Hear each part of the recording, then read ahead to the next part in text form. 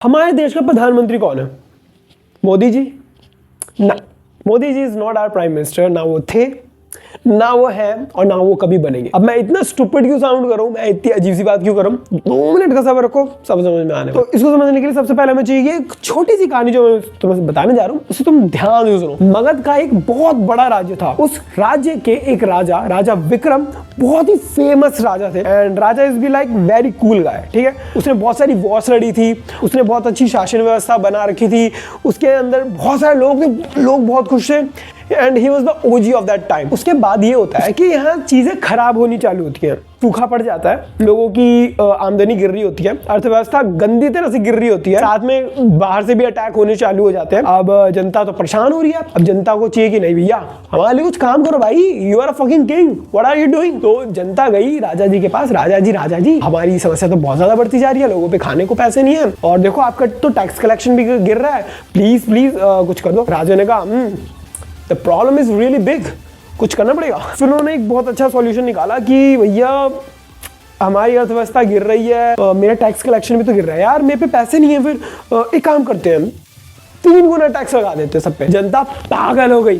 जनता कह रही अबे राजा भैया क्या कर रहे हो बे, हैं ये कौन सा तरीका है, 3 गुना टैक्स। तो ऐसे में जनता ने बस सह लिया कि ठीक है अब क्या ही कर सकते हैं। बट धीरे धीरे टाइम आगे बढ़ता गया, लोगों की प्रॉब्लम्स अब बहुत ज्यादा बढ़ने लग गई। अब लोगों की प्रॉब्लम्स अगर बढ़ जाएंगी ज्यादा तो क्या होगा, अब वहां पे ज्यादा आवाजें उठने लग गई, ज्यादा लोग परेशान होने लग गए। ऐसे में राजा को गुप्तचरों और बाकी लोगों से ये पता चला कि लोग प्लान कर रहे हैं कि अब आपका तख्ता पलट कर दिया जाए, लोग पूरे अगेंस्ट हो गए हैं आपके, कोई भी आपके फेवर में नहीं है। तो राजा ने कहा कि बात तो सही है कि अगर मैंने कुछ नहीं किया तो शायद सच में मेरा तख्ता पलट हो जाए। और राजा ने बस ये सोचा ही था, ये बात हुई थी, लगभग 2 से 5 दिन के अंदर तख्ता पलट हो गया। उसके राजा के अपने सेनापति ने उस राजा का सर काट दिया and is be like I am the new king, मैं तुम्हारी सारी समस्या ठीक कर देगा, अब पुण्य भगवान है। बट राजा ने जो फकअप किए हैं, मतलब राजा ने जो भी चीजें फैला दी है कचरा, अब उन्हें तो समेटना पड़ेगा। तो उनको समेटने में थोड़ा टाइम लगेगा and give me that time and I am gonna fix it all baby. तो जनता ने कहा ठीक है भाई, ना से अच्छा हाँ सही,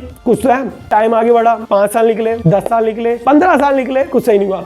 लोग परेशान होने लगे कि भैया ये नए राजा तो आ गए हैं, इन्होंने कहा तो ठीक करने के लिए है, बट कुछ हो नहीं रहा है। फिर और 5 साल निकल गए। अब जनता के बीच में अचानक से पता चला कि कहीं से बहुत सारे लोग बना के किसी एक इंसान के पास जा रहे हैं, उनको लग रहा है कि वो इंसान इसकी जगह लेगा और वो हमारी सब सही कर देगा। वो उसी राजा का एक सिपाही था, बहुत ऊंचे ओहदे पे था। तो हुआ भी ऐसा, कुछ समय बाद पता नहीं कैसे उस सिपाही ने पूरे राजमहल में एंट्री ली, कोई था भी नहीं, और उसने राजा को, जो उस समय का प्रेजेंट राजा था, उसको मार दिया। और उसको मारने के बाद वो राजा बन गया। तो राजा बनते ही लोगों की बहुत ज्यादा प्रॉब्लम्स थी, बहुत सारी समस्याएं रखी थी। तो राजा ने कहा कि सॉल्यूशन तो देना पड़ेगा। तो उन्होंने उसके सॉल्यूशन दिया। उन्होंने बड़ी सी पार्टी रख दी कि अब इस पार्टी के थ्रू हम ये बताएंगे कि हम लोग सब ठीक करने वाले हैं, जो भी चीजें बेकार थी अब we are gonna fix it all. Party हुई, दूर दूर तक संदेशे भेजे गए कि अब नए राजा आए हैं, अब ये सब ठीक कर देंगे, पहले वाले जो भी थे, जो भी खराब था सब ठीक हो जाएगा। और फिर लोगों को इस बार विश्वास हुआ कि राजा जी सच में शायद कुछ कर दे।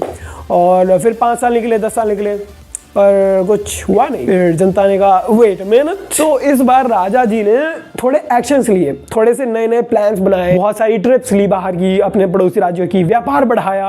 और सच में व्यापार बढ़ गया, व्यापार बढ़ा और राज्य की आय में बढ़ोतरी हुई और लोगों पे पैसे भी आए। पर एक समस्या और आई कि लोग कह रहे कि भाई व्यापार तो बढ़ गया, पैसे भी आ गए, पर अभी भी कुछ लोग ना बहुत गरीबी में जी रहे हैं, वो लोग मर रहे हैं। हाँ पैसे आए हैं, पर वो जो अमीर लोग हैं ना, सिर्फ वही अमीर हुए हैं और उनके नीचे वाले भी थोड़ा बहुत ठीक ठीक कमा रहे हैं। पर वो जो गरीब तबका था वो और ज्यादा खराब हो गया भाई, उन पे पैसे नहीं है। तो अब ऐसे में समस्या और ज्यादा बढ़ती जा रही थी। तो राजा ने कहा कि भैया इसका सॉल्यूशन निकालना पड़ेगा। तो राजा जी ने राइटर्स हायर किए और उन सबका सिर्फ एक काम था कि राज्य की भलाई के बारे में लिखिए, राजा कितने अच्छे हैं, कितना अच्छा काम करते हैं, ये लिखिए और ये हर जगह फैलाइए। तो अब लोग जो उनके खिलाफ थे, कई सारे जगहों पे उनके तरफ से भी आने लगे और अमीर वर्ग था उनके साथ। तो इस तरह से राजा का शासनकाल ठीक ठीक चल रहा था। देखते देखते उनको 20 से 30 साल निकल गए और तब पता चला कि जो उनके सबसे पहले वाले किंग थे राजा विक्रम, उनकी अब मौत हो गई है। वेट, ये राजा तो पहले ही मर गए थे ना। तब लोगों को पता चला कुछ गुप्तचरों और उनके सलाहकारों से कि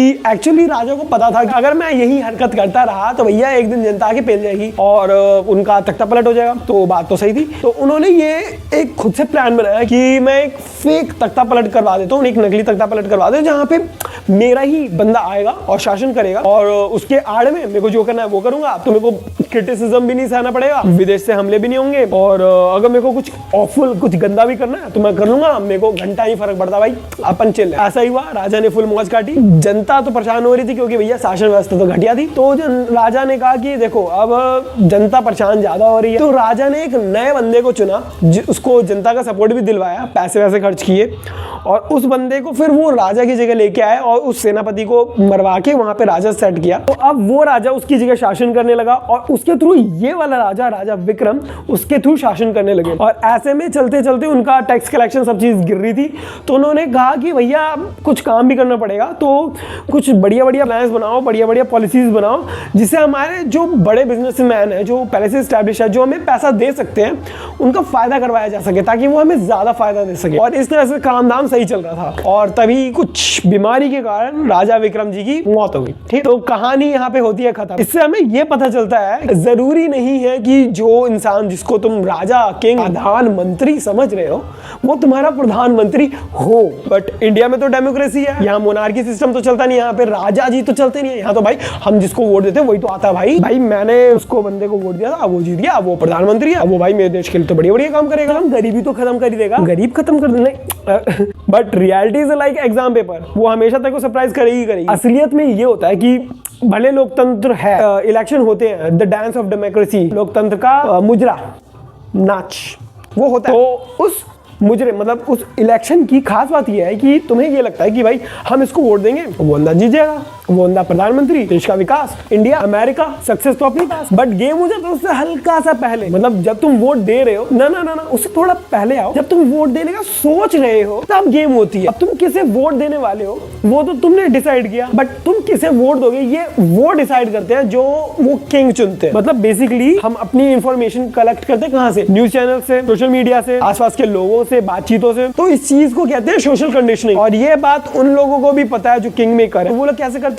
उनको चाहिए बस पैसा पैसा पैसा पैसा पैसा। उनको हर एक मीडिया खरीदनी पड़ेगी, उनको सारे सोशल मीडिया सेट करने पड़ेंगे, पैसा पैसा पैसा। उनको आसपास की हवा चलवानी पड़ेगी, न्यूज़पेपर आर्टिकल हर जगह छपवाना पड़ेगा, पैसा पैसा पैसा। नकली सर्वेस करवाने पड़ेंगे, तुम्हें हर एक तरफ से इतनी सारी इंफॉर्मेशन तुम्हें पहुंचानी पड़ेगी उन लोगों को कि ये बंदा सही है, ये बंदा गलत है, और बाकी उनका काम अपने आप हो जाएगा। और खास बात ये है कि हमारे देश में जितने भी न्यूज चैनल देखे जाते हैं, जो सबसे ज्यादा देखे जाने वाले न्यूज चैनल है, वो सिर्फ दो लोग ओन करते हैं। और ये दोनों अगर चाहे तो दिन को रात और रात को दिन साबित करवा सकते हैं। खास बात इंडिया की है कि लोग यहाँ पे बिलीव कर भी लेंगे कि हाँ भैया रात तो हो रही है, भैया ये सूरज नहीं है, ये एक तारा जो चमक रहा है, हमें ऐसा चमत्कार हो गया, ऐसा भगवान है।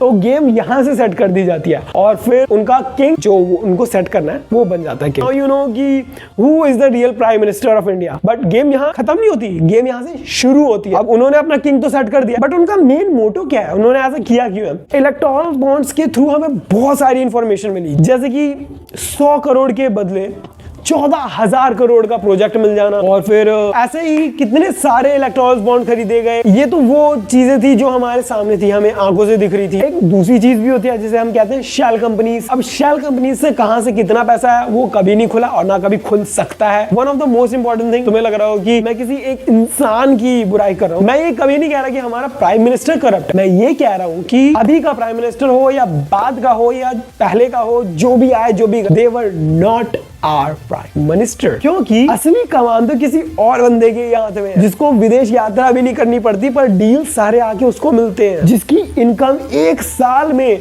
दुनिया में सबसे ज्यादा बढ़ जाती है, जिसके ऊपर बड़े बड़े रिपोर्ट्स निकाले जाते हैं, फिर भी वो बंदा फिर से ग्रो कर जाता है और वो बंदा पूरे देश को रूल करता है बिना बताए, जैसे वो राजा विक्रम करते थे। ठीक है, अब समझ आ रहा है ना? हाँ ठीक। तो this is how our democracy works and bye.